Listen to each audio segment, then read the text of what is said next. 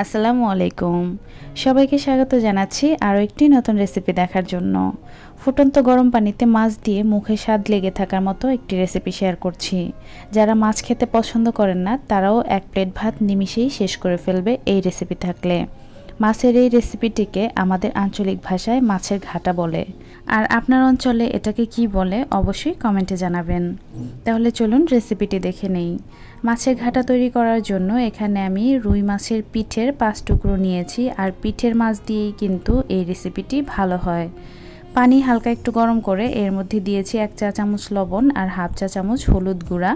এরপর দিয়ে দিচ্ছি মাছের টুকরোগুলো। এখানে হলুদটা দিলে মাছের যে একটা আস্তে গন্ধ থাকে সেটা চলে যায়। আর হলুদ না দিলেও কোনো সমস্যা নেই, কারণ মাছটা যখন পরবর্তী ধাপে রান্না হবে তখন কিন্তু এমনিতেই মাছের আর কোনো গন্ধ থাকবে না।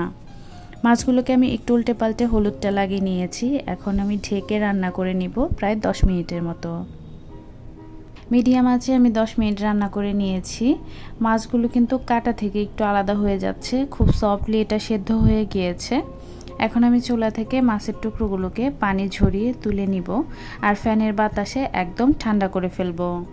মাছগুলোকে খুব ভালো মতো ঠান্ডা করে নিয়েছি। এখন আমি মাছের কাঁটা ছাড়িয়ে নিচ্ছি। এক হাত দিয়ে মাছগুলোকে এভাবে চেপে চেপে আমি কাঁটা ছাড়িয়ে নিচ্ছি। প্রয়োজনে 2 হাত ব্যবহার করতে পারেন। আর এই কাজটা চেষ্টা করবেন হাত দিয়েই করতে, চামচ দিয়ে করতে যাবেন না। এতে করে যদি কোনো কাঁটা মাছের মধ্যে থেকেও থাকে হাতে কিন্তু সেটা আপনি বুঝতে পারবেন। সবগুলো মাছ আমি কাঁটা ছাড়িয়ে নিয়েছি। আর এখানে 2 কাপ পরিমাণ সলিড মাছ হয়েছে। এখন রান্নার পরবর্তী ধাপে চলে যাচ্ছি। প্যান গরম করে এখানে 1/4 কাপ পরিমাণ তেল দিয়েছি। এরপর সামান্য একটু জিরা দিয়ে দিলাম। জিরাটা ভাজা হয়ে গেলে 1/3 কাপ পরিমাণ দিচ্ছি কুচি করা পেঁয়াজ। পেঁয়াজগুলোকে তেলের মধ্যে অনবরত নেড়ে ভেজে নিতে হবে যাতে করে পুড়ে না যায়, সেই সাথে একেবারে বেরেস্তাও করে ফেলবো না। পেঁয়াজটা ভাজা হয়ে গিয়েছে। এখন এর মধ্যে আমি 5-6 টুকরা কাঁচামরিচ দিয়ে দিচ্ছি। আপনি যেমন ঝাল খেতে পছন্দ করেন তাই বুঝে কাঁচামরিচটা অ্যাড করবেন। মরিচটাকেও আমি একটু ভেজে নিচ্ছি পেঁয়াজের সাথে। মরিচটা তেলে ভাজলে কিন্তু এর ঝালটা একটু কমে আসে। এখন আমি এর মধ্যে 1 চা চামচ আদা রসুন বাটা দিয়ে দিচ্ছি, সম পরিমাণে আছে। এখন আমি আদা রসুন বাটাটাকেও পেঁয়াজের সাথে একটু ভেজে নিচ্ছি যাতে করে ঝাঁঝালো কাঁচা গন্ধটা চলে যায়। ভাজা হয়ে গিয়েছে। এখন আমি এর মধ্যে 4 টেবিল চামচের মতো পানি দিয়ে দিচ্ছি। আর 1.5 চা চামচের মতো দিয়ে দিচ্ছি হলুদ গুঁড়া, 1 চা চামচ দিয়ে দিচ্ছি মরিচ গুঁড়া। এখানে কাঁচা মরিচটা আমি বেশি ব্যবহার করেছি তাই মরিচ গুঁড়াটা একটু কম দিয়েছি। ধনিয়া গুঁড়া দিয়ে দিচ্ছি 1 চা চামচ। আর লবণ দিয়ে দিচ্ছি স্বাদ মতো, প্রায় 1 চা চামচের মতো আছে। আপনাদের প্রয়োজন অনুযায়ী ঝাল এবং লবণ আপনারা যেমন খেতে পছন্দ করেন তাই বুঝে দিবেন। মশলাগুলোকে পানির সাথে ভালোভাবে মিশিয়ে আমি একটু রান্না করে নিব পানিটা শুকিয়ে যাওয়া পর্যন্ত। সম্পূর্ণ পানিটা শুকিয়ে গেছে, তেলটা উপরে চলে এসেছে।